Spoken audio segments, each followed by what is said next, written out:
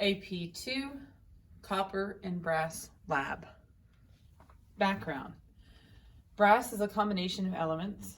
Brass is a member of the family of solid substances called alloys, which is a mixture of two or more solid elements.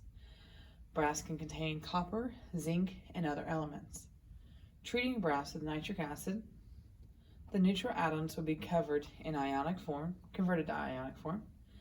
After you convert the solid brass into aqueous solution, you will use a spectrometer to determine the copper content. However, brass can be challenging because it can contain up to 7 elements which can interfere with the spectrometric analysis. Make sure you complete your pre-lab activity, which includes figuring out what other elements can be in there, in the brass sample.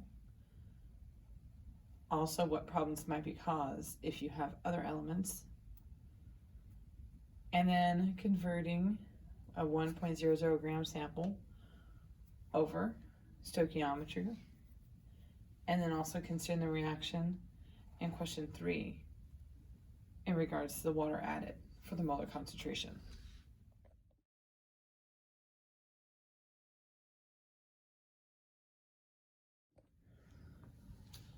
Obtain a clean beaker and make sure that you mark your name or something so that you can identify your beaker.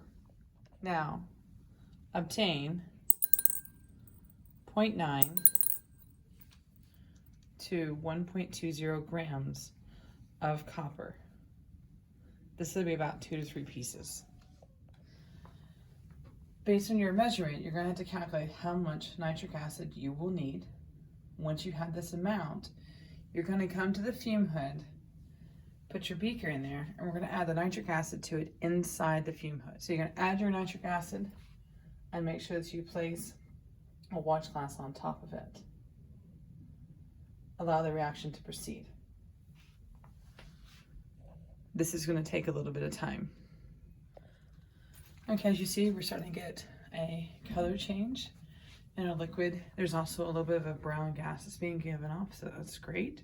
So while this is reacting, we're going to go ahead and do the next part, which is actually looking at some standard samples and getting the spectrometer reading on that as well.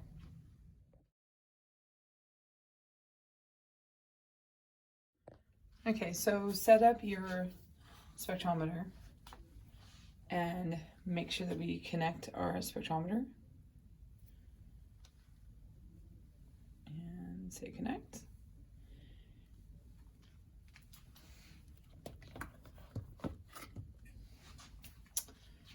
And we are going to run some standards. And so what we want to do is we want to do absorbance versus wavelength.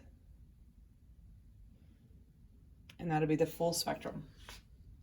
Okay, so calibrate like you know how to do, and then we'll talk about how you run your standards while you're letting your nitric acid break down your copper, break down your brass.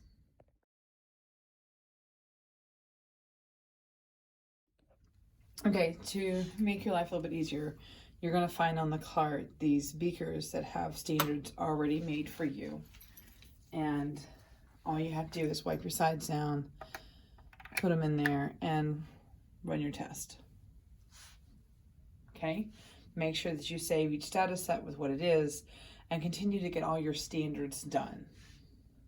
Okay, so you're going to get your standards done and you're going to have that as background information so that you can compare your sample back to these to see if you can identify any of this material in your brass sample.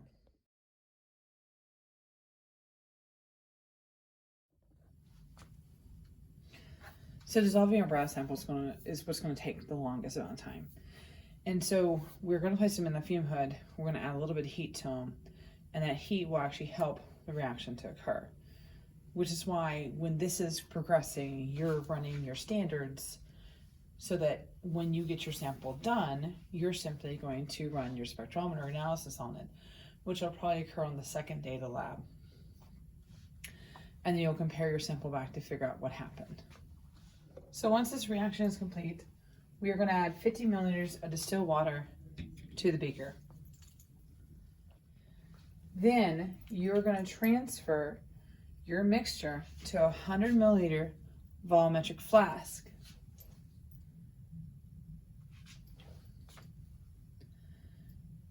As you're adding it, you're going to rinse your beaker 3 times until you feel to this line here. Make sure you know where your etched line is on your volumetric flask.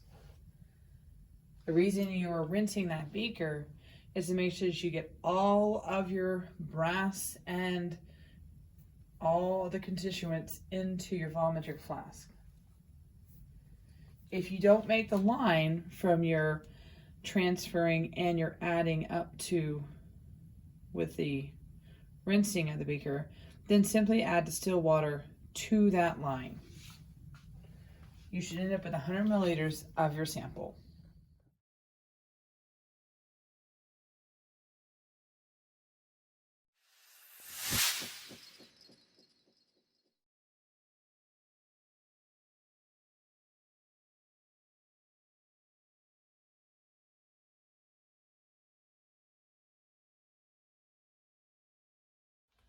So for your final investigation, you're supposed to figure out what your approximate molarity of your copper is in your brass sample. So I can't exactly tell you how to do this, but I will tell you, you're going to be given a standard solution of the 0.2 molar copper nitrate. Now, you and your team are going to figure out what you expect that molarity to be. This is your standard solution for trying to figure out what the percent of copper is in your brass sample. So you're going to have to take your standard solution and dilute it 4 to 6 times. And as you dilute it, you have to know what the molarity is for that. Okay? Then you're going to run those 4 to 6 samples and you're going to graph those. Once you have your standards graphed and you have recorded what they are, then you're going to run your unknown brass sample. And hopefully, after running your brass sample, you're going to find where it matches onto that line.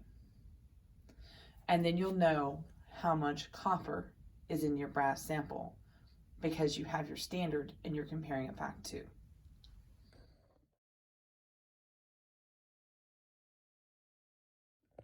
So included in your presentation material for this lab, I've included some of their stock sample data for you also to look at and compare back to.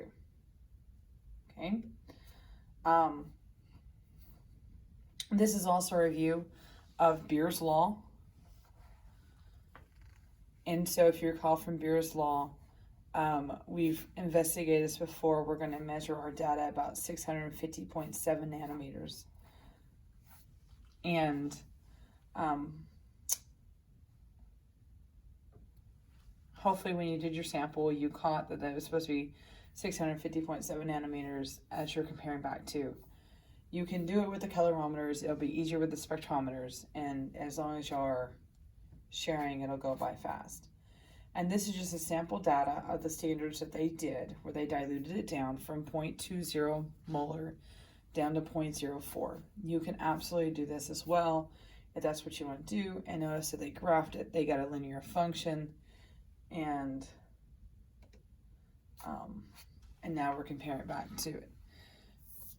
This is also some student data, just showing you how we did this last year as well. And again, we're comparing back to on that line to figure out what that percent of brass is. And then you have your brass analysis. And so this is some sample data that we ran so that you can see how that works. Okay, so good luck, and I look forward to finding out what you come up with for your brass analysis. And good job. Live long and prosper.